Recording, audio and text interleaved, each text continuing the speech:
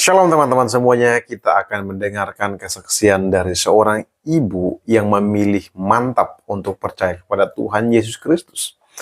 Dia terlahir bukan dari keluarga Kristen, namun karena rasa penasarannya yang sangat tinggi membuat dia mencari dan mencari terus siapa itu sosok Yesus. Bahkan dia sampai memberikan tantangan kepada Yesus. Jika Yesus menjawab doa-doanya, maka dia akan percaya kepadanya. Mari kita saksikan Tuhan Yesus memberkati. Selamat malam semuanya, Bapak Ibu, saudara sekalian. Perkenalkan, nama saya Linda. Nama baptis saya Amelia. Nama krisma saya Matilda. Nama Linda Jenner itu nama beken saya.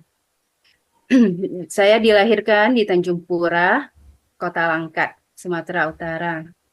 Orang Sumatera. 7 bersaudara, 5 perempuan, 2 laki-laki. Saya anak ketiga. Saya sebelumnya agamanya Konghucu, Konghucu. keyakinan leluhur. Saat saya SMP, cici saya yang paling besar itu sudah terima Yesus dan mengajak kami untuk menerima Tuhan Yesus. Tetapi mama saya diam saja, apalagi saya tidak bisa terima dan saya selalu berdebat sama cici saya. Dan yang paling saya ingat waktu itu, karena seringnya berdebat sama cici, bertengkar sama cici mengenai tentang agama Kristen, saya dikejar mama saya pakai sapu. Saya paling ingat waktu itu. Karena saking ribut kali ya, asik berantem sama cici saya yang selalu membicarakan tentang agama Kristen. Saya juga pernah diajak cici saya ke Natalan, ya, untuk Mantap. menghargai cici saya aja. Tapi hati dan pikiran saya tidak ada di gereja. Pokoknya hatiku udah tertutup untuk namanya Kristen. Wow. Dan saat itu teman saya juga ada ajak saya ke gereja. Saya jawab boleh, saya ikut kamu. Tetapi kamu ikut saya ke vihara dulu, karena saya tahu biasanya orang Kristen itu nggak mau ke vihara. Ngeri juga. Nah, singkat cerita, saya menikah dan mempunyai 2 anak sepasang. Karena tidak ada kecocokan, kita berpisah. Oh, kasihan. Dan saya menikah lagi dengan suami yang sekarang ini. Suami saya juga cerai mati, mempunyai 2 anak sepasang.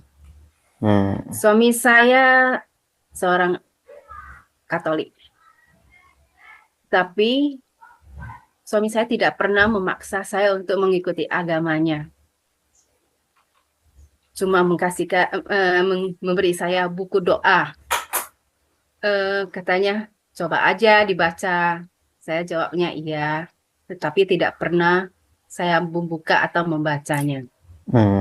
Suatu saat saya menemukan buku doa tersebut. Saya penasaran, saya buka, hanya sekilas saja. Aku lihat nggak ngerti, doa-doa Katolik saya juga nggak ngerti. Tapi saya penasaran, saya jadi galau. Terus saya berbicara sama Tuhan. Kalau bahasa Chinese-nya itu Qigong. Tuhan, sebenarnya Tuhan mau saya gimana? Mau saya tetap keyakinan yang lama atau ke Kristen? Kemudian saya berkata lagi sama Tuhan, berbicara lagi sama Tuhan. Begini saja Tuhan, kalau saya baca buku doa ini sekali saja, buku doa itu isinya Bapa Kami dan Salam Maria. Wow. Dan saya tahu buku ini sama sekali aku belum pernah baca, nggak pernah lihat. Kalau baca sekali aja seharusnya nggak bisa. Jadi saya cobain Tuhan. Tuhan, kalau buku ini saya bisa baca sekali, hanya sekali baca, sekali lihat, sekali baca, langsung hafal, Wow. saya masuk ke Katolik. Dia mencobai Tuhan yang pertama, teman-teman. Sesudah saya baca dengan cepat Salam Maria dan Bapa Kami dan Salam Maria itu, saya langsung tutup bukunya, saya coba hafalkan. Dan ajaibnya, saya bisa bacakan Bapa Kami sampai selesai dan Salam Maria sampai selesai. Saya jadi terdiam, bengong. Saya tidak percaya saya bisa hafal. Akhirnya saya tidak percaya lagi, saya buka buku doa tersebut, saya bacakan lagi, saya cocokkan semua yang saya ngomong itu, secara saya bacakan doa itu ternyata semuanya benar. Wow. Dalam hati saya, kenapa saya bisa hafal begitu cepat, padahal itu doa nggak pernah aku lihat maupun baca. Nah, itu mujizat Tuhan yang Amin. pertama. Itu saya cobain Tuhan yang pertama kali. Terus saya masih belum itu ya, belum begitu percaya. Terus saya masih bicara lagi sama Tuhan. Tuhan, kalau memang Tuhan mau saya ikut denganmu, perlihatkanlah kehebatanmu, mujizatmu. Karena saya tidak tahu mana yang harus saya ikut. Saya juga tidak mengenal Engkau, Tuhan. Wow. Saya ngomongnya begitu sama Tuhan. Hingga suatu saat, anak saya pulang dari study tour. Jadi masih ada sisa uangnya, dia bawa keluar untuk jajan. Dalam perjalanan entah gimana, dompetnya hilang. Di dalam dompet dia ada sisa uangnya, kartu ATM, sama kartu pelajar. Anak saya merasa sedih dan merasa bersalah. Kenapa jajan aja, keluar jajan mesti bawa dompet gitu. Biasanya kalau dia keluar gitu, dia bawa uang secukupnya untuk jajan. Terus waktu itu saya lagi di luar. Anak saya telepon, Mami, dompet saya jatuh, hilang, entah kemana. Isinya banyak sisa uang kemarin. Terus dia sedih.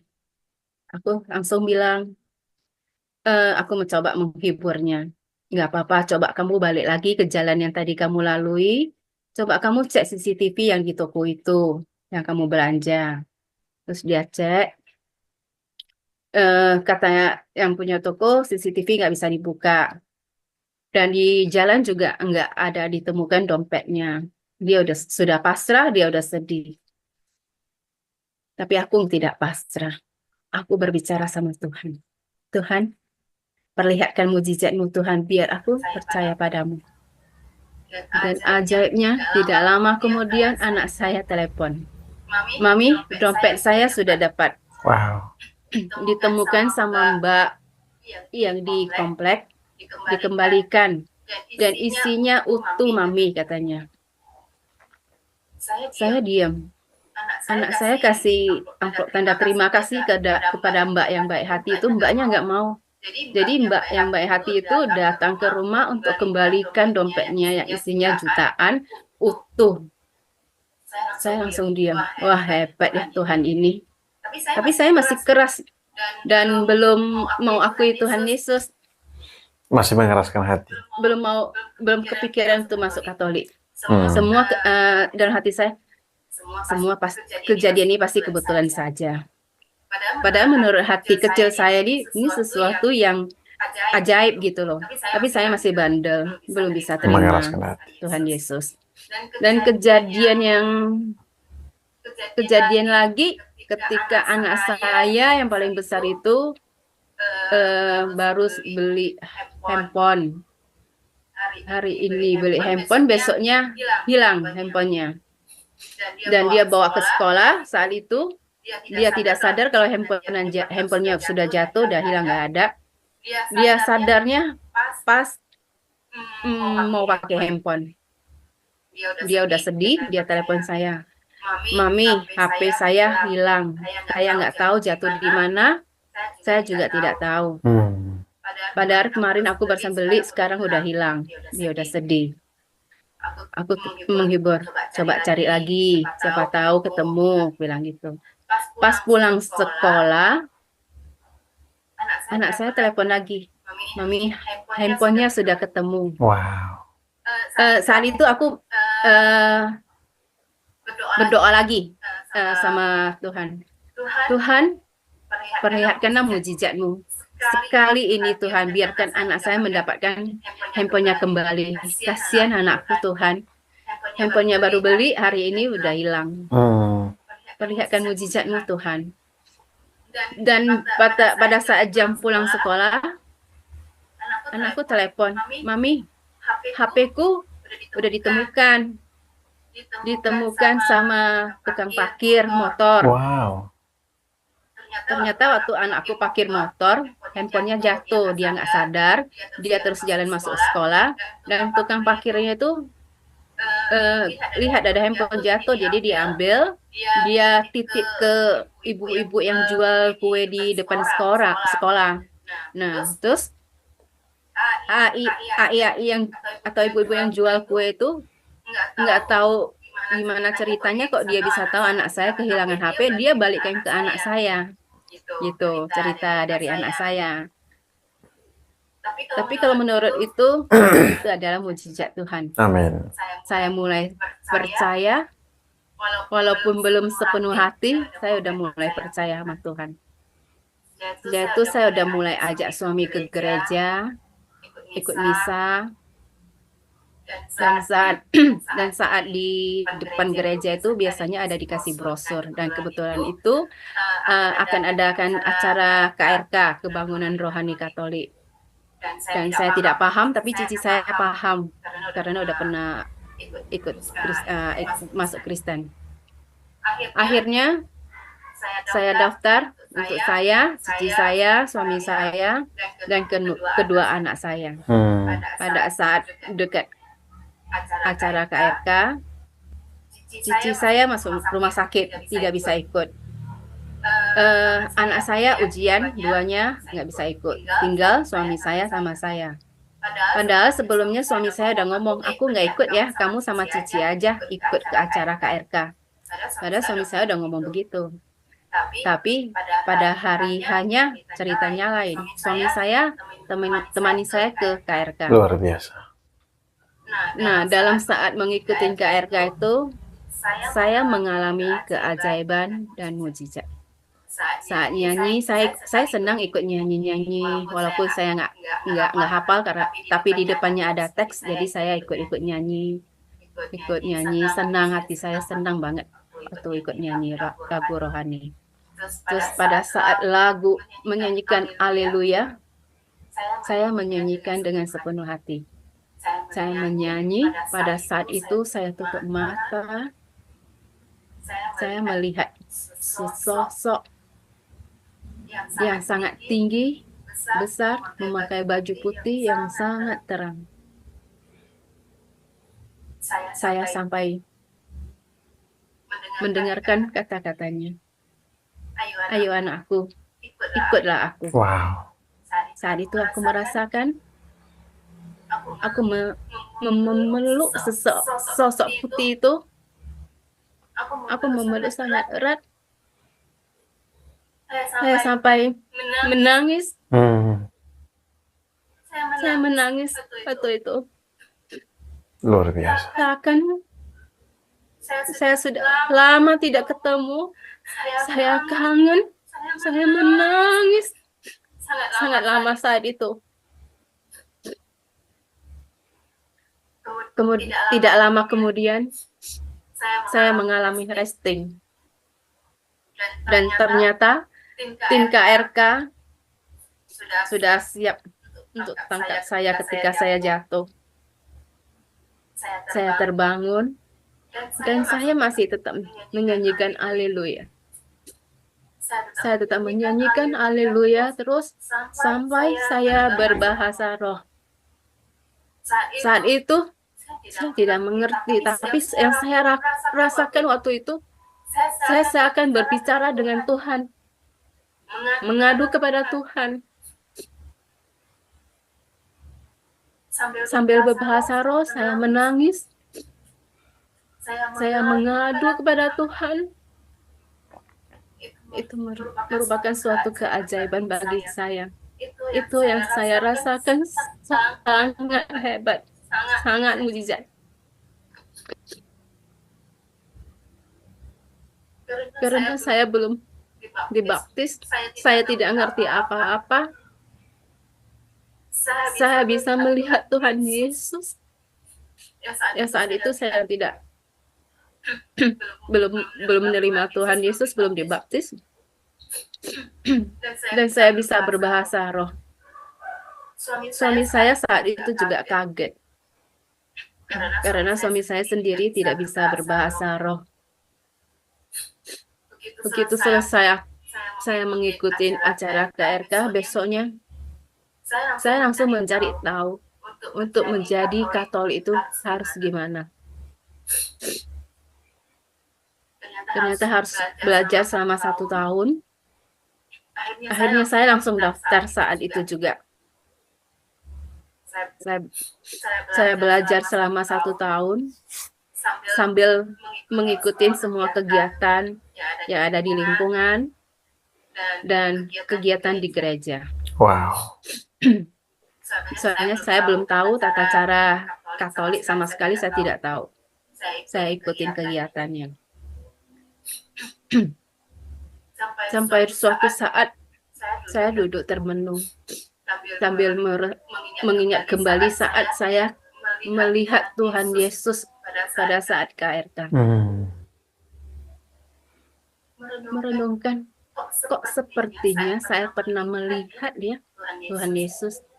Tapi di mana ya? Saya mikir-mikir. Ternyata sosok Tuhan Yesus sudah pernah saya lihat ketika saya masih SMP. Dan ternyata itu adalah di dalam mimpi saya. Pada saat itu, saya masih SMP, saya dikasih mimpi, saya melihat ketemu orang bule yang sangat tinggi, besar, ganteng. Tersenyum sama saya, tapi saya tidak tahu artinya, jadi saya nggak mikirin, cuekin aja.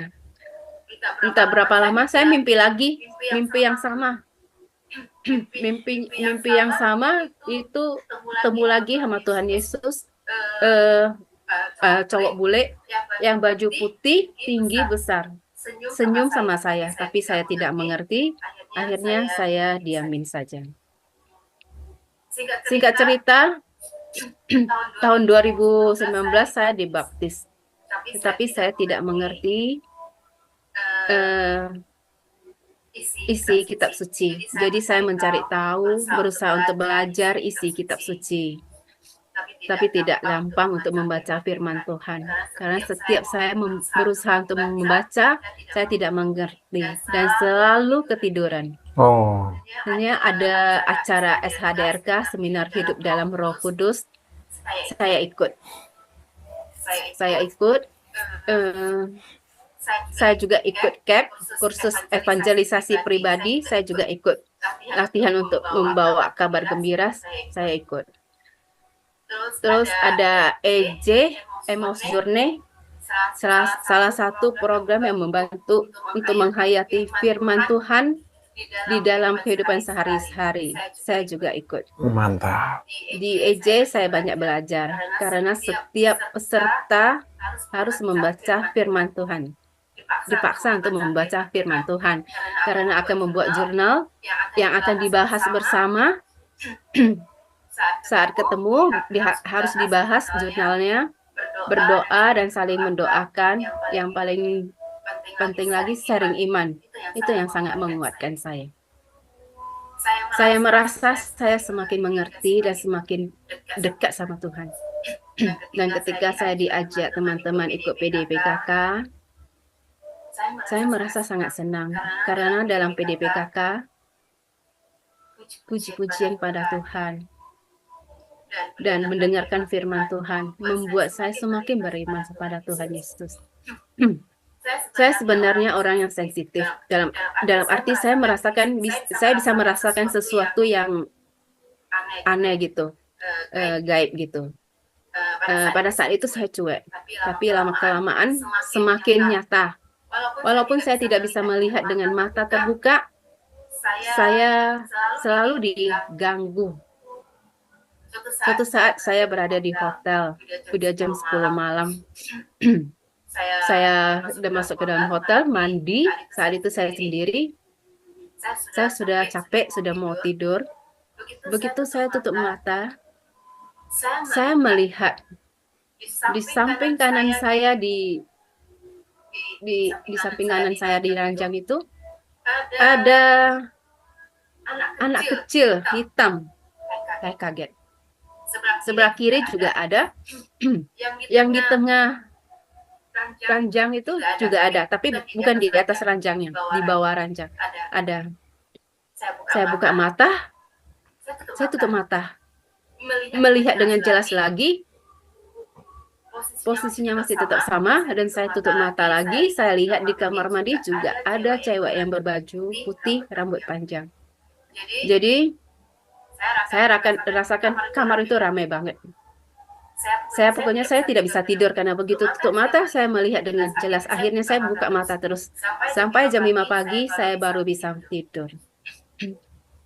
Pokoknya kalau suatu tempat itu ada sesuatu, otomatis saya seperti orang bengong, selalu melihat ke tempat itu.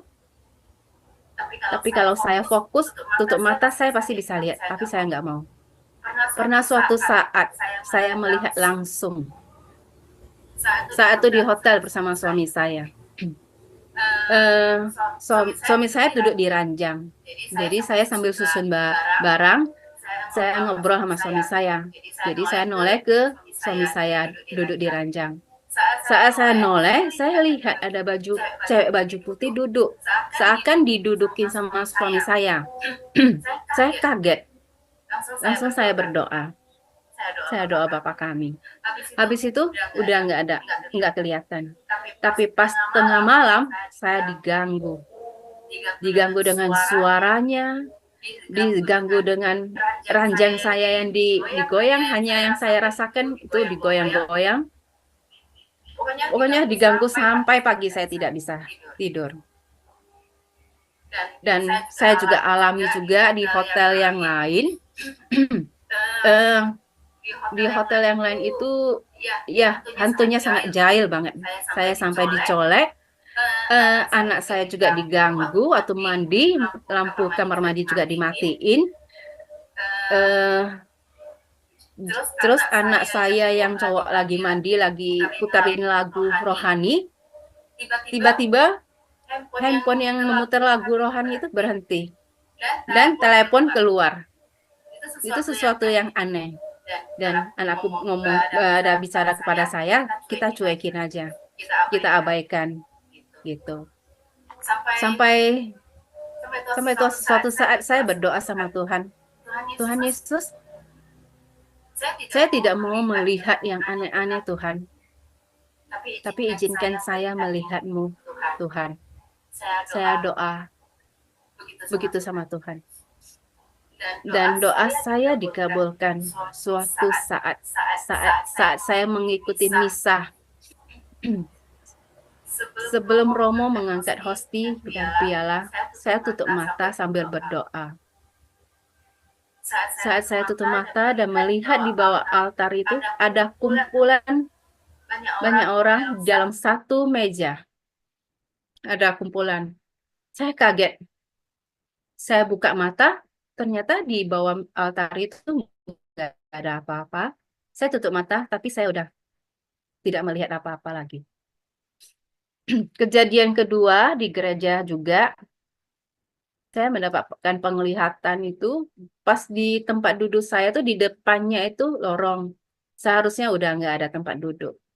Dan pada saat saya tutup mata berdoa, saya melihat di depan saya pas itu ada yang berbaju putih, terang, dan rambutnya juga sebau begini.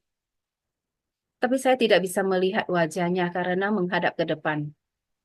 Tapi saya yakin Tuhan Yesus hadir dalam Ekaristi. Saya percaya. Saya semakin yakin dan saya semakin percaya. Iman saya rasakan semakin tumbuh sampai suatu ketika saya akan operasi mengangkat mioma saya yang sudah besar. Dan waktu mau operasi itu saya takut. 3 hari mau operasi itu saya sangat takut. Saya berdoa sama Tuhan. Tuhan Yesus, Saya akan menjalankan operasi besar. Saya takut Tuhan, tapi saya percaya Tuhan. Jika Engkau menyertai saya akan menjalankan operasi dengan lancar dan cepat. Dan saya tidak takut karena Engkau menyertai saya, Tuhan. Sertain saya ya Tuhan. Selama 3 hari saya doa yang sama. Pada hari keempat saya operasi. Ketika saya masuk ke ruangan persiapan untuk operasi, semuanya tinggal didorong suster untuk masuk ke ruang operasi. Sebelum masuk ke ruang operasi, saya udah tiduran di ranjang. Saya berdoa lagi. Tuhan, saya percaya Tuhan, Engkau menyertai saya. Saya tidak takut lagi Tuhan. Dan begitu saya buka mata, saya melihat Tuhan Yesus berdiri di samping kanan saya, tapi dibawa agak-agak ke depan sana. Saya sampai menangis, terharu. Tuhan, Engkau datang. Engkau benar-benar sertai. Engkau benar-benar datang menyertai aku, Tuhan. Terima kasih, Tuhan. Terima kasih, Tuhan, atas kasih-Mu, Tuhan. Terima kasih, Tuhan. Saya hanya bisa mengucapkan terima kasih, Tuhan. Terima kasih. Saya semakin nggak takut karena Tuhan Yesus menyertai aku. Sampai suster mendorong saya ke ruang operasi. Saya pikir Tuhan udah nggak ngikutin saya dalam ruang operasi. Ternyata Tuhan Yesus datang di ruang operasi. Tuhan Yesus masih ada. Saya masih melihat dengan jelas, walaupun saya tidak melihat wajah Tuhan Yesus. Saya melihat dengan jelas. Sampai saya berterima kasih Tuhan. Terima kasih Tuhan atas kasih-Mu Tuhan. Sampai saya melihat Tuhan Yesus sampai saya tertidur karena obat bius. Itulah mukjizat Tuhan untuk saya. Sampai operasi semua berjalan dengan lancar, cepat. Dan saya mengalami pemulihan sangat cepat. Ini karena kasih Tuhan. Saya percaya itu. Saya semakin percaya. Saya semakin semangat. Dan saya semakin mencari tahu untuk belajar supaya saya bisa mengerti akan isi firman Tuhan. Saya ikut seminar, saya ikut grup untuk belajar baca kitab suci. Saya juga ikut KPKS, kursus pendidikan kitab suci. Karena untuk membaca firman Tuhan itu sangat susah. Dan sangat susah untuk dimengerti. Dan saya selalu lupa ataupun ketiduran. Hingga suatu saat tanggal 16 Agustus 2023. Jamnya saya ingat. Jam 15.30. Karena saya barusan selesai doa kerahiman ilahi. Tidak saya lanjuti doa koronka karena saya jam 4 itu ada janji sama klien untuk survei rumah. Saya seorang agen properti saya agen properti.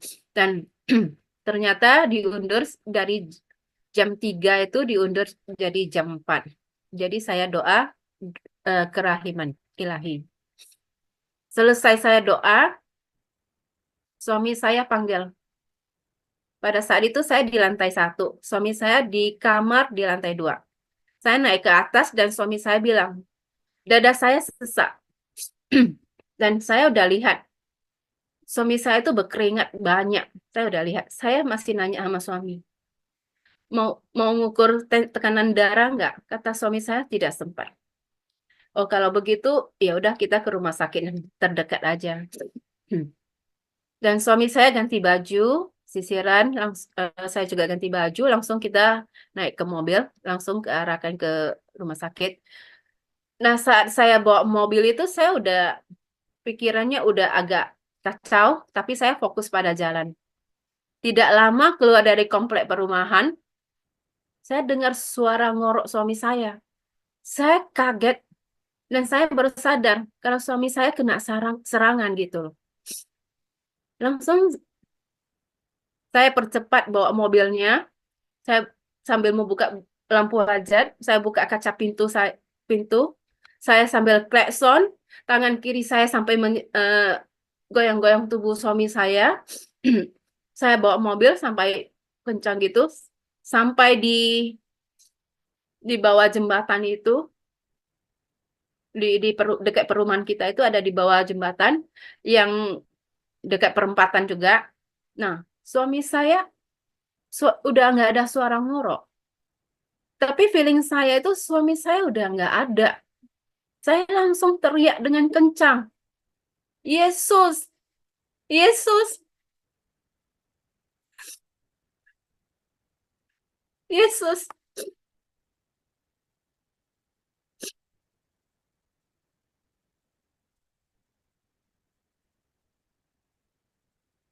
Yesus, tolong suami saya. Karena hanya Engkau yang bisa menolong suami saya. Hanya itu yang aku ingat. Hanya nama Yesus yang aku ingat. Hanya Yesus yang aku teriak. Nama Yesus.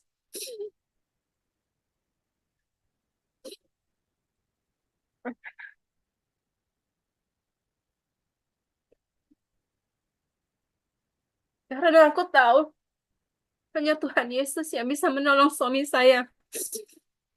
Dan saya tetap membawakan mobil saya melewati perempatan itu dengan sangat kencang.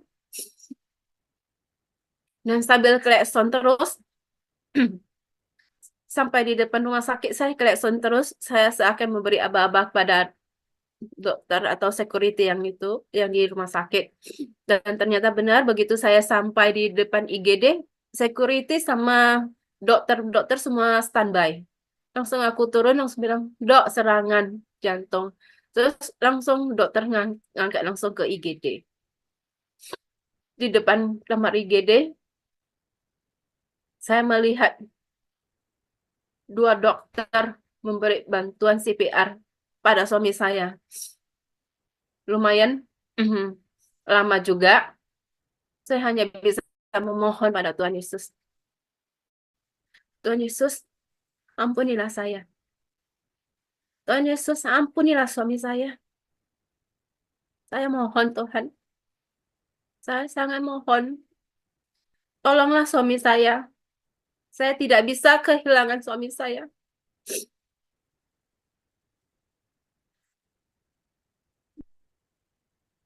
Saya percaya Tuhan. Jika Engkau turun tangan, suami saya akan bangun. Karena Engkau Allah yang penuh kuasa. Engkau yang berkuasa atas hidup matinya kami, Tuhan. Saya sampai bersujud memohon pada Tuhan Yesus. Saya berkata, Tuhan, Lazarus sudah meninggal dan sudah dikuburkan selama 4 hari. Engkau bangkitkan. Suami saya baru beberapa menit, Tuhan. Saya percaya dengan kuasa-Mu. Saya percaya suami saya akan kembali. Akan kembali kepada saya dan sembuh. Saya percaya Tuhan. Tuhan Yesus, perlihatkanlah mujizat-Mu kepada saya, Tuhan. Seperti sebelum-sebelumnya Engkau memperlihatkan mujizat-Mu, Tuhan. Saya berdoa terus sambil melihat monitor yang ada di IGD. Tidak lama kemudian, monitornya yang tadinya hanya flat, ini udah ada detak jantung. Saya langsung puji Tuhan. Terima kasih Tuhan. Terima kasih Tuhan Yesus atas kasih-Mu Tuhan. Engkau memberikan kesempatan kepada suami saya Tuhan. Terima kasih. Terima kasih Tuhan. Saya akan bergandengan tangan bersama suami saya menjadi saksi hidupmu bahwa Engkau Allah yang nyata, Engkau Allah yang penuh kasih, penuh kuasa Tuhan. Terima kasih Tuhan. Terima kasih. Dan saya juga dibantu sama teman-teman kantor, teman-teman lingkungan, tetangga datang membantu saya. Saat itu saya udah tidak bisa berpikir apa-apa. Administrasi semua teman saya yang bantu mengurus semuanya. Saya hanya duduk bengong sambil berterima kasih terus sama Tuhan Yesus. Sampai saya dengarkan suara, ayo panggil Romo untuk sakramen perminyakan. Saya masih bengong. Ayo panggil Romo untuk sakramen perminyakan. Akhirnya saya sampaikan ke teman saya panggil Romo, dan semuanya berjalan dengan lancar. Pada saat di telepon, Romo baru sampai ke gereja, dan Romo akan langsung ke rumah sakit untuk memberikan sakramen perminyakan. Dan semua berjalan dengan lancar. Dan teman saya itu udah agak bingung sih, eh, dengan kok saya minta sakramen perminyakan. Nah, saya mendapatkan bisikan lagi, dengan suara lagi. Iya, sakramen perminyakan itu biar segala tindakan apapun akan berjalan dengan lancar dan baik. Aku ngomong sama teman saya yang seperti saya dengarkan. Sehingga cerita, akhirnya Romo datang memberi sakramen perminyakan. Sudah itu langsung bawa ke ruang kateter untuk mengetahui apa penyebabnya serangan ini. Dan dokter juga udah siapkan ring kalau misalnya ada penyumbatan, udah mau pasang ring. Dan puji Tuhan tidak ditemukan penyumbatan dan tidak harus pasang ring. Singkat cerita, suami dipindahkan ke ICU karena belum sadar.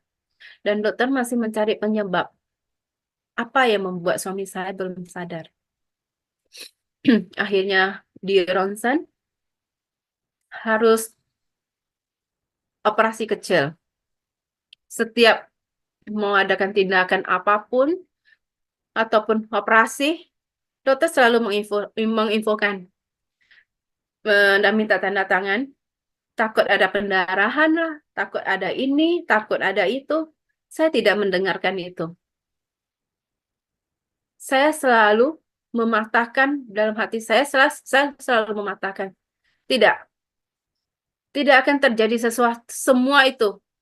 Karena kalau Tuhan Yesus yang turun tangan, semuanya akan berjalan dengan baik, lancar dan cepat.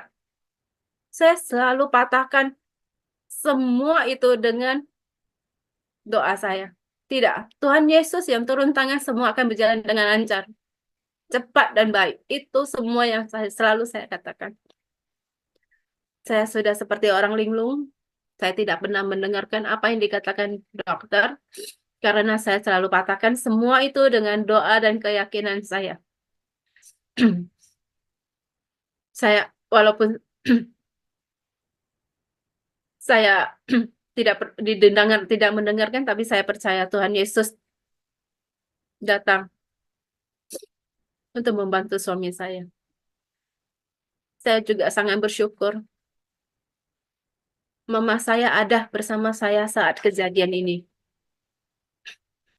Anak-anak saya dan banyak teman-teman datang memberi semangat, membantu doakan suami saya. Teman-teman suami saya sewaktu SMA, teman-teman kuliah, teman-teman RT, teman-teman di komplek, teman kombat, teman yoga, teman CAP, EJ, KPKS, dan teman Legio yang saya tidak kenal. Tapi semuanya datang mendoakan suami saya. Saya titip intensi doa di gereja untuk Sabtu dan Minggu. Tapi teman-teman memasukkan intensi doa itu setiap hari. Teman-teman sangat banyak membantu saya. Saya percaya Tuhan mengutus teman-teman, dokter, dan masih banyak lagi yang membantu saya. Saya sangat bersyukur. Dalam kondisi begini, saya tidak tahu apa yang harus aku lakukan. Mau administrasi apapun, asuransi, saya juga tidak tahu. Sampai suatu saat teman saya datang menanyakan, Linda, Koko ada asuransi apa? Coba saya lihat. Dan kebetulan eh, suami saya ada asuransi kritis. Dan saya dibantu sama teman saya untuk klaim. Teman teman gereja, tapi bukan agen asuransi suami saya. Teman. Jadi dia hanya memang bantu saya. Karena dia tahu saya tidak bisa melakukan itu, saya juga tidak mengerti. Akhirnya teman saya bilang, ini bisa cair kalau sesuai dengan kriteria yang dicantum dalam polis. Dan uangnya bisa masuk ke rekening pemegang polis yang tercantum di sistem. Dan anehnya, saudari saya datang dan dia mendengarkan ini, dia sempat marah-marah ke teman saya yang membantu saya untuk klaim asuransi kritis. Kamu dibayar berapa untuk membantu Linda? Dia ngomong begitu sama teman saya gitu. Saya hanya bisa nangis. Karena apa? Karena saya sangat malu. Saya sangat malu. Saya malu sama teman saya. Sampai saya ngomong, maaf kok. Bukan ucapan terima kasih yang Koko dapat. Tapi Koko mendapatkan dimarahin kok. Saya minta maaf ya kok, gue bilang gitu. Teman saya sangat sabar. Nggak apa-apa Linda, santai aja. Dia itu maksudnya saudari suami saya itu. Toh dia kan agen asuransi. Seharusnya dia udah paham sistemnya. Nggak usah ngotot begitu. Semuanya kan sesuai dengan sistem kalau di asuransi. Saat itu suami saya masih koma. Pikiran saya tuh hanya di suami saya. Tapi sama saudari suami saya itu, saat itu yang dibahas itu uang asuransi. Uang asuransi yang belum tentu cair gitu loh. Jadi saudari saya maunya begini. Uang asuransi ini, uang kritis ini kalau cair harus masuk ke rekening anak suami saya. Dan kartunya akan dipegang, kartu ATM-nya akan dipegang sama dia. Nanti akan dibagikan kepada anak suami saya yang kedua. Saya diam aja. Karena saya pikirannya tidak fokus ke uang. Saya fokus ke suami saya. Saya bilang, kalau uang asuransi cair, mau masuk ke rekening siapa, terserah. Yang penting cair. Kenapa harus ribut soal uang di saat begini? Saya diam. Dan yang paling menyakitkan saya itu, ketika suami saya dalam keadaan begini, seharusnya saudari suami saya itu memberi saya semangat. Mendoakan kokonya cepat sembuh. Tetapi tidak. Malahan saudari suami saya ngomong begini. Ini yang paling menyakitkan saya. Kamu nggak usah takut. Saya tidak usir kamu. Saya langsung bengong. Kok begitu ya? Orang yang paling dekat sama saya paling percaya sama dia. Kok dia di saat begini, di saat kokonya sakit, masih koma, masih sakit, Harusnya dia memberi saya semangat, bukan menjatuhkan saya begini. Tapi saya diam saja. Ya,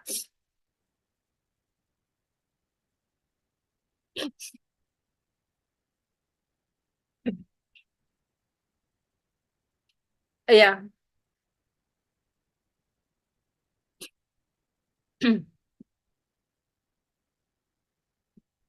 Dan saya lebih fokus sama suami saya. Saya tidak mau mendengarkan dia. Dia berkata begini, kita pikir secara logika saja. Koko itu sudah mati 30 menit. Organ-organ tubuh pasti udah rusak. Saat itu saya langsung teriak. Tidak, tidak. Kalau Tuhan Yesus yang turun tangan, Koko pasti sembuh. Saya mau Koko. Kalau kalian mau ambil uang, silakan. Sejak itu,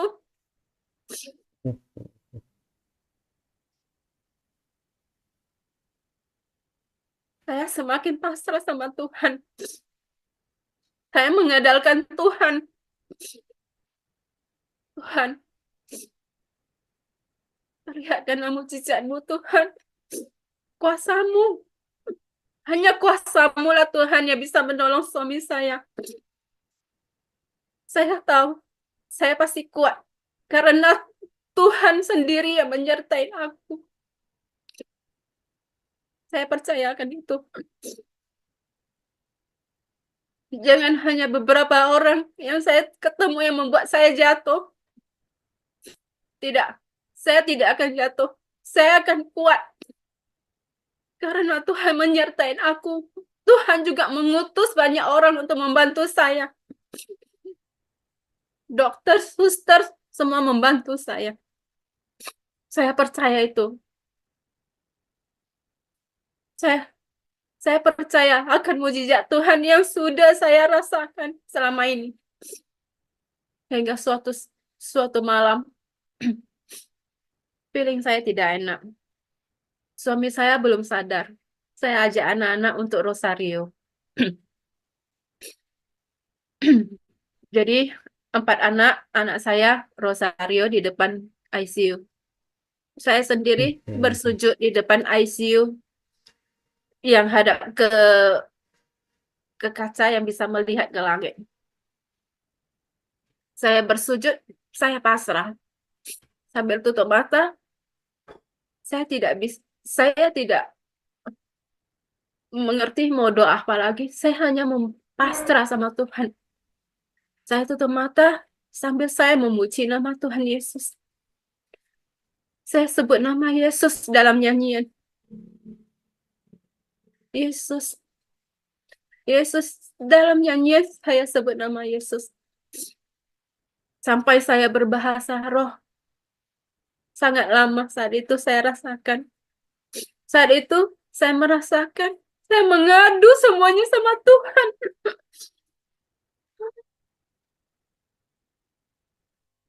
Saya mengadu semuanya sama Tuhan Yesus. Sampai akhirnya saya resting. Dan saya bangun lagi. Dan saya memuji nama Tuhan Yesus lagi. Saya memuji lagi nama Tuhan Yesus dalam nyanyian. Dan saya alami tangan kanan saya terangkat dan bergoyang, bergetar terus-menerus. Sampai saya mendapatkan penglihatan. Walaupun saya melihat dengan mata tertutup. Saya melihat Bunda Maria.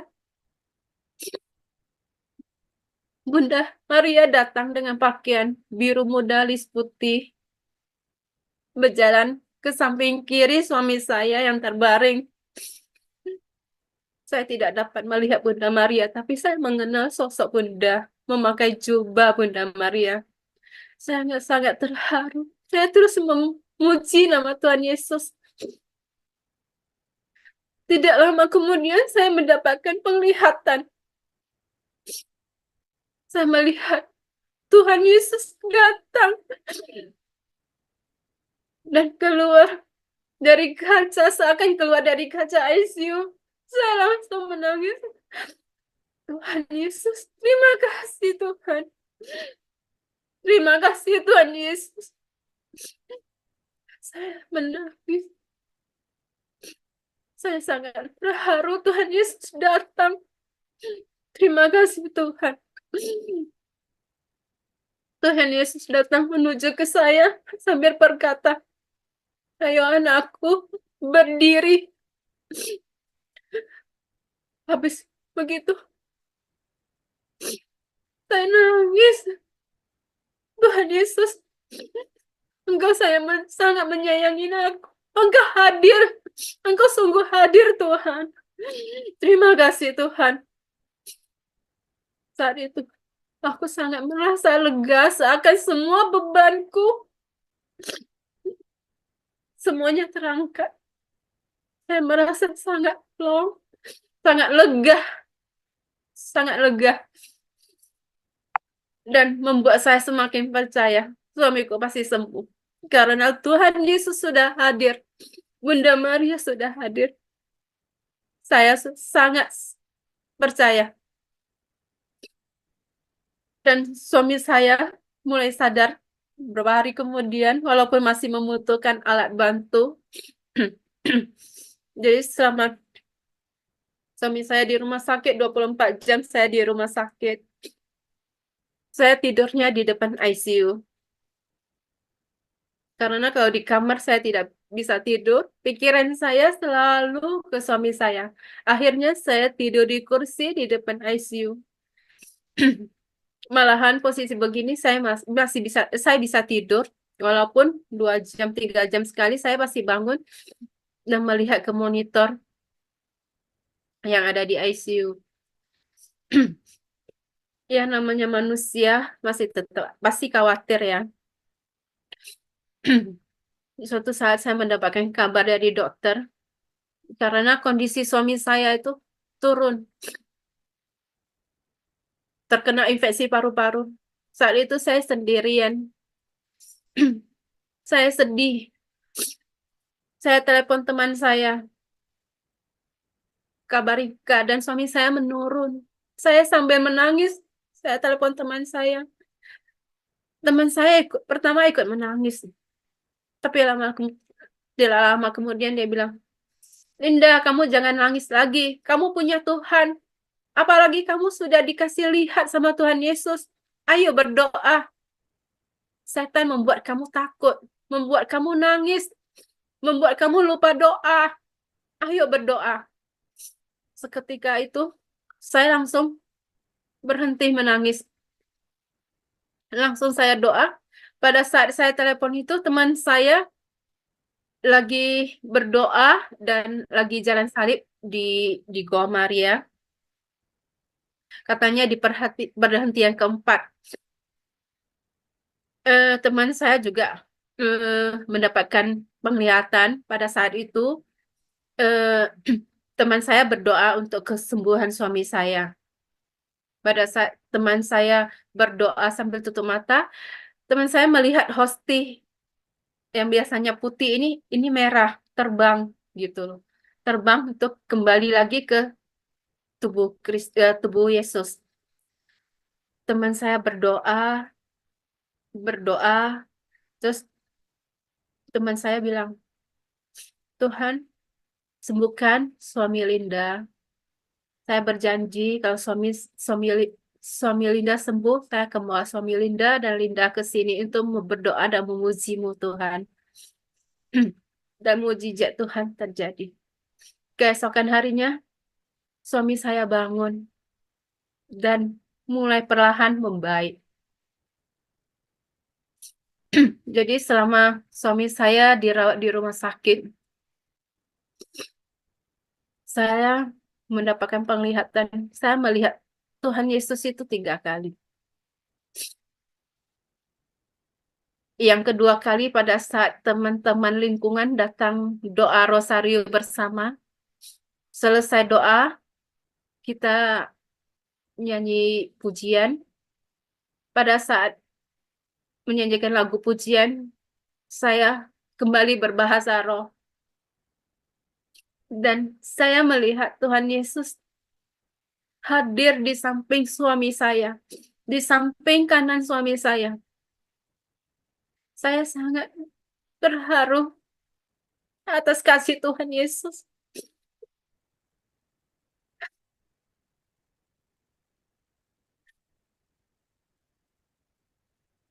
Sungguh mujizat Tuhan Yesus.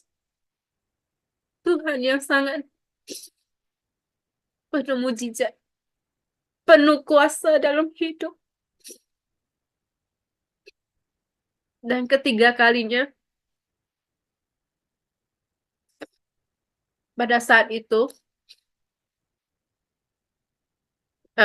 suami saya mau bronskoskopi dan itu dilakukan di ICU. Seperti biasa, setiap mau tindakan atau apa, dokter selalu infokan, takutnya terjadi sesuatu ini itu. Tetapi selalu saya patahkan dengan keyakinan saya. Tidak. Tuhan Yesus datang. Tuhan Yesus turun tangan. Semuanya akan berjalan dengan lancar dan baik. Semua akan baik-baik. Suami saya akan sembuh. Saya selalu tanamkan dalam diri saya begitu. Saat bronkoskopi dilakukan di kamar ICU, saya di luar, saya sendirian. Saya membacakan, saya doa Bapa kami. Saya rencana doa Bapa kami itu 77 kali, tapi dalam nyanyian, saat nyanyian ke-14, saya mendapatkan penglihatan. Saya melihat, padahal di kamar ICU itu tertutup. Saya nggak bisa lihat ke dalam. Tapi saat aku berdoa, saya mendapatkan penglihatan. Tuhan Yesus hadir di antara dokter dan suster. Saya melihat dengan jelas, walaupun dengan mata tertutup. Saya melihat dengan jelas Tuhan Yesus berdiri di antara dokter dan suster. Itulah kehebatan Tuhan Yesus.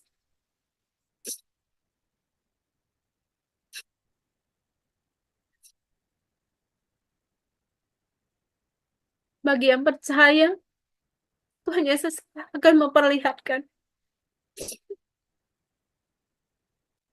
Akhirnya, saya tidak sadar, saya buka mata, saya tutup mata, saya masih bisa melihat walaupun samar-samar tidak sejelas yang tadi. Saya terharu, saya menangis. Tapi saya terus doakan Bapa kami dalam nyanyian. Sampai nyanyian ke-20 kali. Bronkoskopinya selesai. Dokternya keluar. Berkata, Bu, udah selesai ya, Bu. Bronkoskopi dan semua berjalan dengan baik. Tidak ada pendarahan, tidak ada apa-apa, dan hasilnya bagus. Saya bersyukur pada Tuhan Yesus. Ini semua karena Tuhan. Karena Tuhan Yesus. Saya lanjutkan doa Bapa kami. Itu membuat saya semakin semangat. Makin semangat untuk berdoa. Saya juga dikasih tahu teman-teman untuk doakan doa Santo Yudas Thaddäus yang harus didoakan 6 kali sehari. Saya selalu mendoakan. Setiap pagi saya sudah berjanji sama saya sendiri. Selama suami saya di rumah sakit, saya akan berdoa sampai suami saya pulang ke rumah. Pagi itu saya doa pagi, dilanjut dengan doa kuasa sama doa Santo Yudas Thaddäus jam 12 siang, doa malaikat Tuhan jam 3 sore, Yesus wafat. Saya doa kerahiman ilahi. Biasanya dilanjut dengan koronka. Dan jam 5 doa rosario bersama dengan teman-teman EJ by online. Dan malamnya saya doa rosario pembebasan untuk saya dan untuk suami saya. Jadi selama di rumah sakit itu, saya janji saya mau doa terus. Sempat kelolosan 1 hari, saya nggak doa sampai habis karena saya kecapean sampai ketiduran.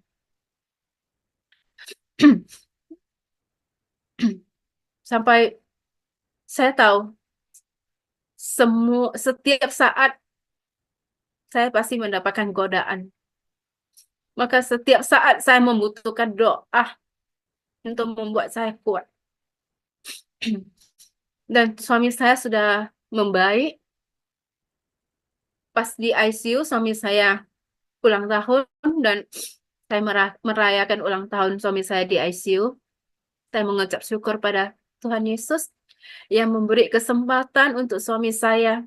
Juga mengucapkan terima kasih pada dokter, suster yang selama ini merawat suami saya dan semua teman-teman saya yang nggak kenal saya juga membantu doa. Selalu datang memberi saya semangat. Saya sangat berterima kasih. Singkat cerita, selama 45 hari di ICU, akhirnya suami saya pindah ke kamar perawatan. Setelah di kamar perawatan, bukannya nggak ada tantangan, nggak ada godaan, masih tetap ada. Tapi saya sudah semakin percaya sama Tuhan. Saya selalu mengandalkan Tuhan. Semuanya saya jalankan dengan keyakinan Tuhan selalu menyertai aku. Dan semua pasti berjalan dengan baik. Saat di rumah sakit, saat pasien sudah bisa makan, bisa terima hosti. Dan saya juga daftar sehingga bisa menerima hosti. Saat minggu pertama mendapatkan hosti, minggu kedua saya tidak daftar. Pikiran saya sekali daftar selanjutnya sudah dapat hosti. Ternyata tidak. Mesti daftar setiap minggu.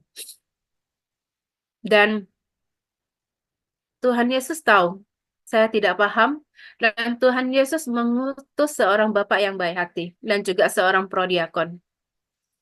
Pada minggu pagi jam 6 lewat gitu, bapak yang baik hati itu WA ke saya. Bu Linda udah daftar belum untuk terima hosti? Saya jawab, minggu kemarin udah saya daftar, Pak. Minggu ini enggak. Oh, harus daftar, barusan dapat katanya gitu.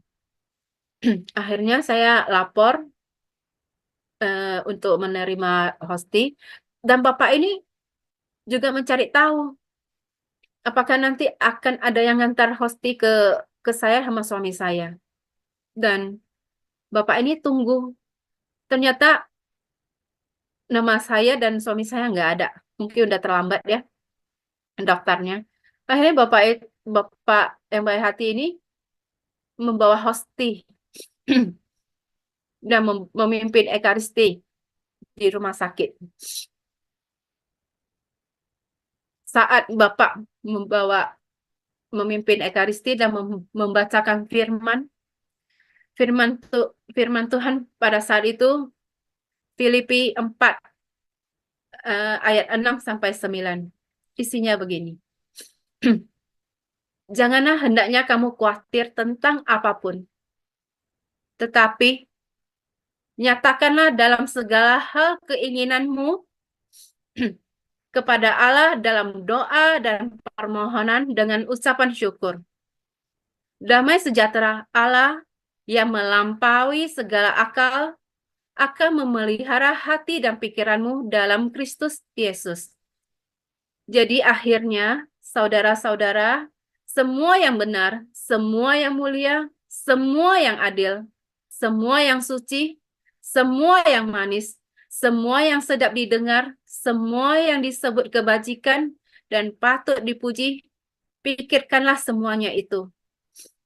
Dan apa yang telah kamu pelajari, dan apa yang kamu terima, dan apa yang telah kamu dengar, dan apa yang telah kamu lihat padaku, lakukanlah itu.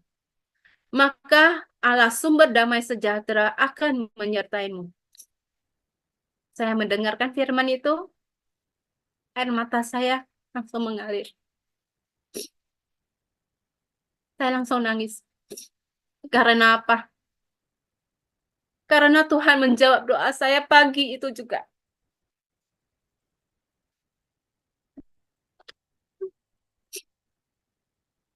Saat doa pagi,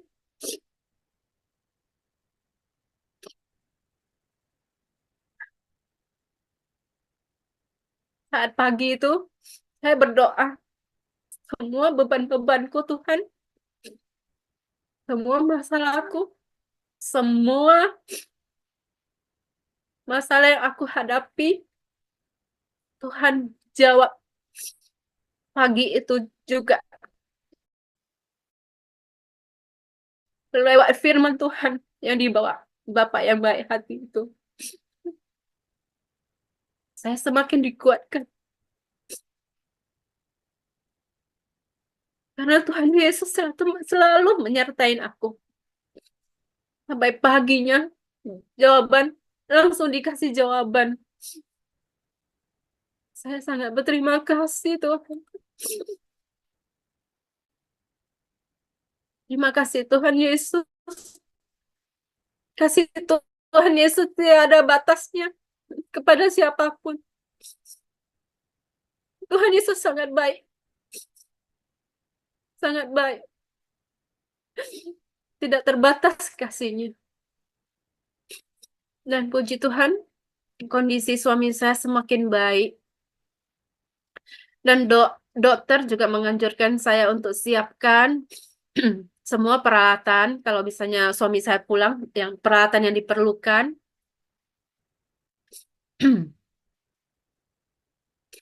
Dan suster. Tapi saya jawab dokternya begini. Dok, saya masih berdoa. Jika suami saya udah diperbolehkan pulang, suami saya tidak membutuhkan alat apapun.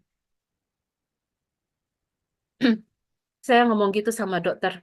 Dokter hanya diam. Dan mujizat Tuhan, saat suami saya pulang dan tidak pakai alat apapun. Semua dibuka dan tidak membutuhkan alat apapun. Itu adalah mujizat Tuhan. Sampai dokter juga bilang, mujizat Tuhan. Ini semua mujizat Tuhan. Ini kuasa Tuhan. Puji Tuhan. Sampai beberapa dokter ngomong begitu sama saya. Pada saat pertama kali kejadian, harapan dokter itu cuma hanya 5% katanya. Tapi ini sampai kesembuhan, bisa pulang begini, ini mujizat Tuhan. Ini kuasa Tuhan. Itu yang saya alami, Bapak Ibu.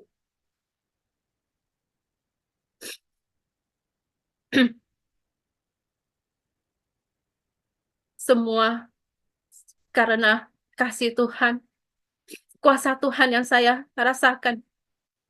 Itu yang saya rasakan, Pak Frankie. Ya. Sudah Ibu? Kesaksiannya? Sudah selesai? Saya rasa sudah cukup. Baik teman-teman semuanya, kesaksiannya yang sangat menarik di mana Yesus mempertemukan dirinya secara pribadi dengan ibu yang tadi dan memberikan perubahan dalam hidupnya. Di mana dia merasakan kasih Tuhan yang begitu nyata dalam kehidupannya.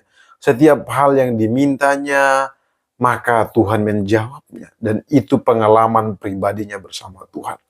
Nah, teman-teman yang lain yang mungkin hari ini masih penasaran tentang siapa itu Tuhan Yesus, mari buka hati Anda, terimalah Dia. Anda bisa menggunakan contoh yang diberikan oleh ibu tadi, memberikan tantangan kepada Yesus. Dan yakinlah, ketika teman-teman mencarinya dengan hati yang benar-benar rindu untuk bertemu dengan Yesus, maka Anda akan menemukannya. Ini kesaksian nyata teman-teman. Dan saya juga sarankan kepada kita semua untuk share sebanyak mungkin di media sosial teman-teman agar makin banyak orang yang bersama-sama menyaksikan kesaksian ini. Sehingga nama Tuhan dipermuliakan. Sekian teman-teman yang dapat saya sampaikan. Tuhan Yesus memberkati.